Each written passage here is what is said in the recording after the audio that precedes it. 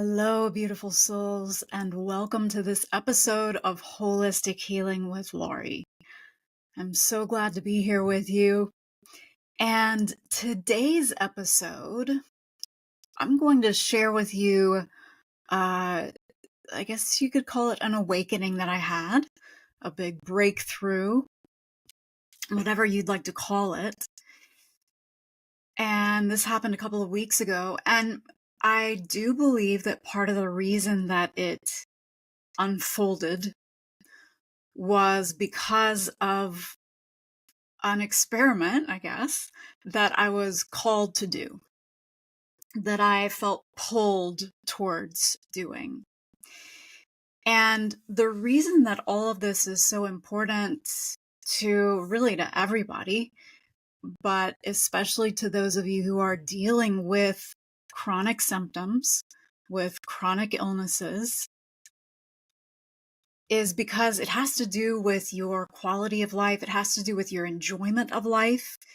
It has to do with your stress level. It has to do with really everything, every single part of you and of your life. So here's the experiment that I did. I did EFT tapping, which if you're not familiar with that, you can take a look at some of my other podcast episodes, or you can just Google it online and you'll find a ton of information about it. So I did EFT tapping for 3+ hours every day for 5 months, so for about 150 days. Now, I don't recommend doing it that much for most people unless you are really called to it. Now, I was really called to it. And what can happen for most people really is that it can tweak out your nervous system if you do it that much. You really want to stick to, depending on how sensitive your nervous system is and how much kind of tolerance you've built up to doing this kind of work, you want to stick with more like, a 10-minute session twice a day, or maybe up to an hour each day. But otherwise, you don't need to do that much. But again, I had started doing the tapping again and teaching it again and working with clients with it again. And it just felt like the right thing for me to do. So I'd wake up every morning, and while I was lying in front of my red light, I would tap, tap, tap, and I would cry sometimes for hours. I would laugh. It was the whole gamut of experience, of emotions and experience. And I did go back through some quite traumatic experiences. And that was really interesting. Now, again, I felt comfortable and okay doing that because I feel safe enough in my body and in my surroundings and my environment and in my head, and my mental state was already solid enough, and my emotional state was already solid enough that I felt okay doing that. It wasn't comfortable, of course, but in a weird way, I don't know, I'm kind of weird, but in a weird way, it felt really good actually to do all this work.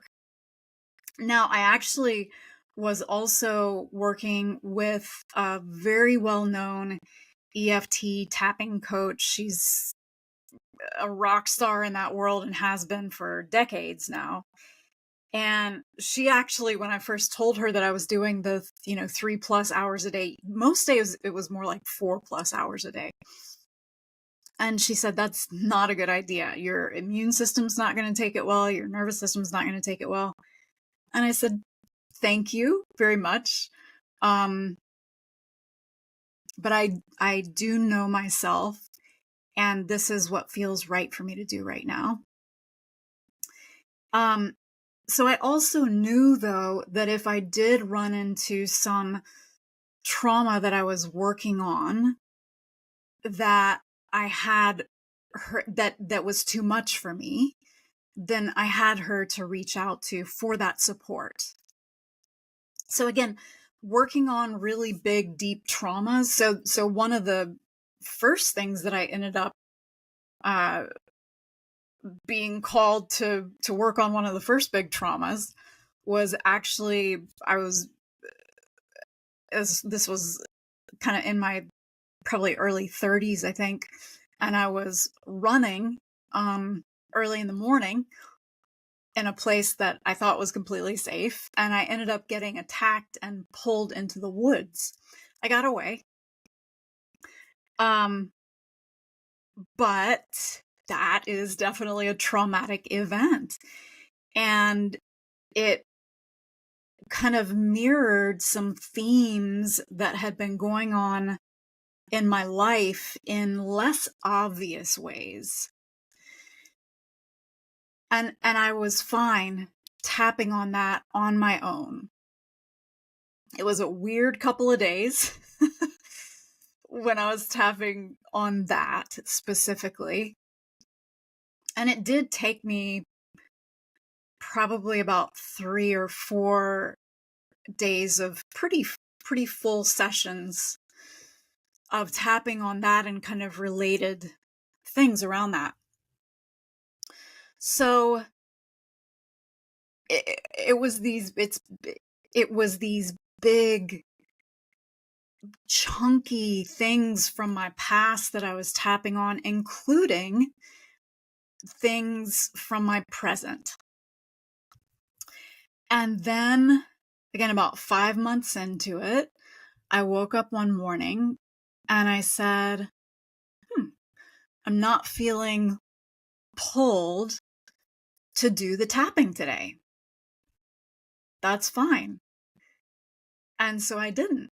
And I didn't do any tapping for probably about a week and a half. It wasn't like I was against it or anything. It was just that I felt full. And I didn't feel pulled to do it for that amount of, for that stretch of time. So then, and here's where it gets really juicy. After that week and a half, I was actually on the way to a yoga retreat in Mexico. And to get to the island that we were on for the retreat, it was a full day of travel, basically, because we landed in Cancun. So there was that plane trip.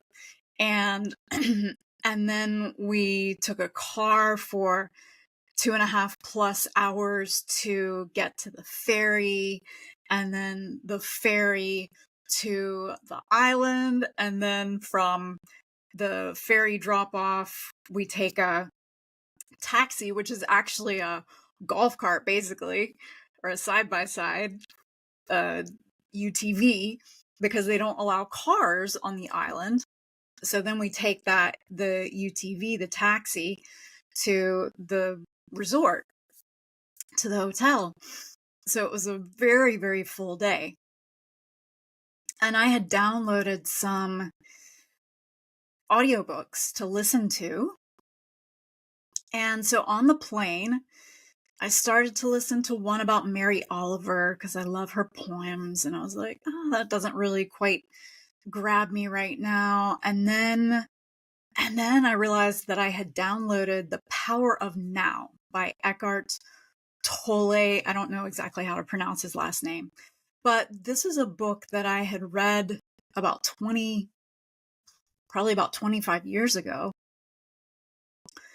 And I'd comprehended maybe about 1/10 of it. There were some passages that definitely made sense to me, but I was trying so hard to get them and to implement them that it was a difficult thing. I just wasn't ready for it at that point. So I started listening to that audiobook, and almost immediately, first of all, I was like, oh my God, the narrator, who actually was Eckhart, I didn't realize that until a little bit later, but the narrator talks so slowly and his voice is kind of weird, and So I had all these judgments about it pretty much straight away. But within a couple of minutes of listening, something started to resonate. Something started to wake up within me. And the book is about, and it's hard to talk about because it's so, what he's talking about and what I'm talking about to you here is the thing that can't be put into words properly, and that ultimately really shouldn't be put into words. But we'll see if I can get there with you.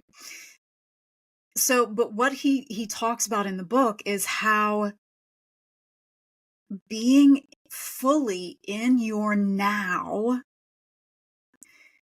connects you to your full, true, all that is being self. Universal, presence, whatever you want to call it. And not even connects you to that, but allows you to live that and to know that you are that. And it's definitely a felt experience. And so as I'm on the plane and I'm listening to what he's saying, and I'm not really comprehending the specific words, it was more like an overall feeling. So then we get to the car, and as we're driving in the car, one of the things that he talks about is how when you focus on being fully in the present moment, that's when you connect to presence. But what happens is that our mind starts to come in with thoughts about the future, or thoughts about the past, or judgments. And I started to watch my thoughts, and I was like, oh my God, he's right. I'm thinking about, meeting new people when I get there. I'm thinking about if I'm going to be able to do a lot of the classes, and I'm thinking about what I packed, and if it's, and making judgments about myself mostly. Now, I'd had awareness about the judgments for a while, but something happened during that car ride to my ego, my identity, my thinking mind, whatever you want to call it, and it just started to fall apart. And it was really interesting to watch. It was super uncomfortable. And the types of thoughts that were coming up were things like, but if I don't assert my identity and let people know who I am, if I really am just present and just allowing myself to be, as opposed to trying to let people know who I am, then they're not going to know that I'm important. They're not going to know that I'm lovable. They're not going to know that I can do all these things. And my identity just started to freak out because I kept being present and just watching these thoughts as opposed to getting into them.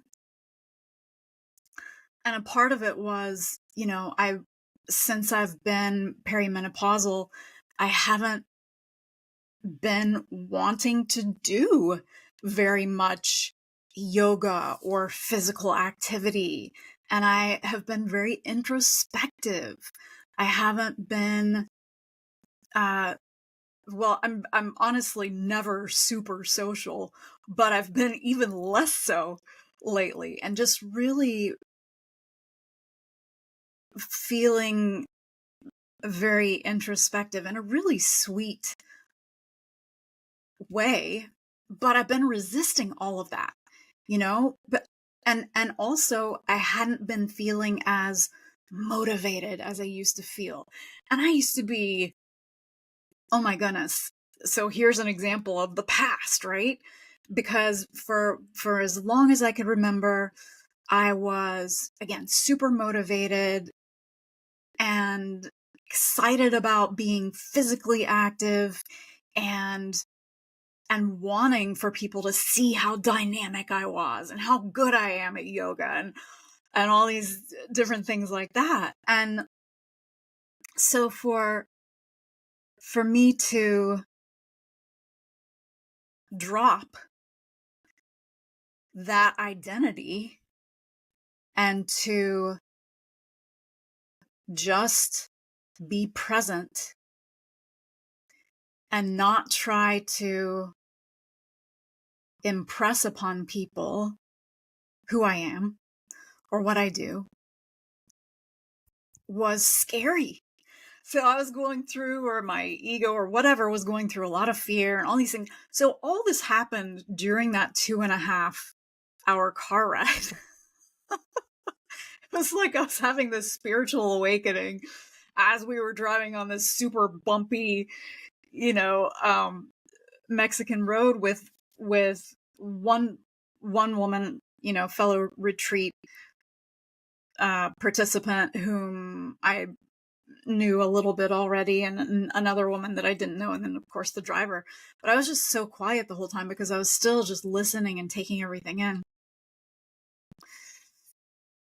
But the place that it got to eventually was this supreme freedom and liberation, really. Because and another realization that I had was that even though when I look back to the time before this big shift in that car ride in Mexico, when I look back to that time, and I was talking to a friend about this, and she asked me this question. She said, were you happy before you had this shift? And I had to think about that. And I went, well, you know what? If you had asked me then, I would have said, yeah, I am usually happy. But looking back, there had always been this underlying current of of needing to get somewhere, after I do this treatment, then I'll be happy or feeling better. I need to get there. I need for this many people who are in my program to get well. I need something. And it was always something out there in the future. And it wasn't really a cognitive thing of, I can't be happy until that happens, or I'm not fulfilled until that happens. But this underlying dissatisfaction with the present moment. Because I was always striving towards something. I was always trying to get to the next thing. Even when I was like fixing meals, even when I was just walking around in the house.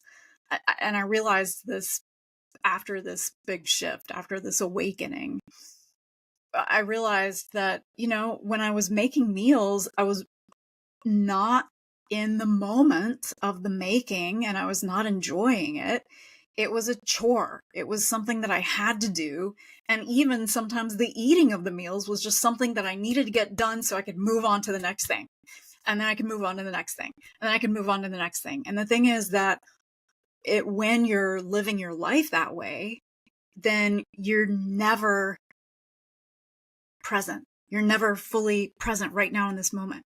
You're always looking forward to something in the future, some place in the future, some time in the future when things will be done. or when you'll have achieved what you wanted to achieve. Now, it doesn't mean that you don't have goals or that you don't have intentions or that you don't do your treatments or that you don't work with your health coach or your doctor or whatever to move towards those goals. But allowing yourself to be in the present moment means that you're not deferring that happiness or that wholeness, right? That sense of wholeness. And that is one of the hugest things. It's like everything that I think that thing in the future, everything that I think the future is going to do for me is actually in that connection, that presence, that being that is in the right now.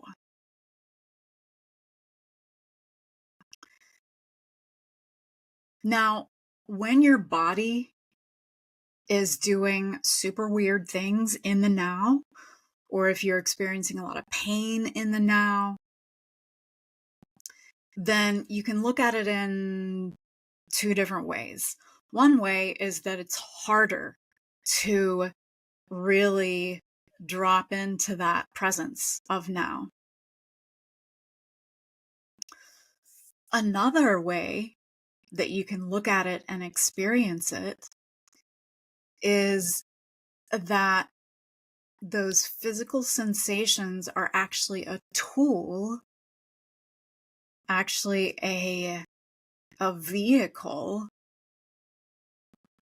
for you to become more present and more rooted in your now.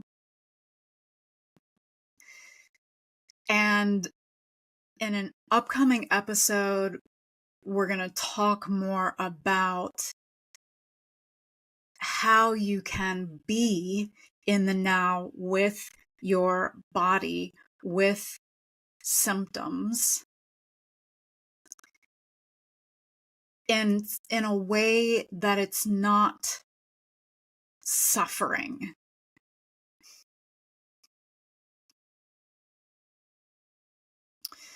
So I really appreciate you being here with me, and I hope that something, even if just one little part of my story, of that big shift, of that awakening, if even just one teeny little part of that sparked a resonance within you,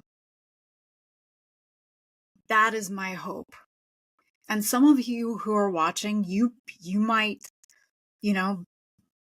drop into presence regularly and know exactly what I'm talking about. And others of you who are watching, you might even be like, all right, she's crazy. I can't even go there. And that's fine too. That's totally fine too. Oh, and that's another, oh my goodness, amazing side effect of all of this is that I just don't care what other people think. I don't about me or what I'm doing. I'm not concerned about finances. I'm not concerned about all the things that I need to be doing. It'll creep in every once in a while, but when you bring your attention back to this present moment and you're not thinking about the bills in the future, and you're not thinking about how the money is going to come in the future, and you're not thinking about what other people are thinking about you, because it just doesn't matter, because you're in the present moment, and because you know that from that place of beingness, none of that other stuff matters, because you are, period. Yeah. So, yeah, again, thank you. And please do make sure to subscribe. We are opening up registration for the next session of what used to be the Relief and Transformation course. It's now called the Heal course.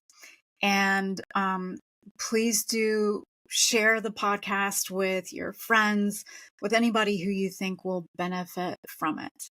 And I can't wait to see you next time.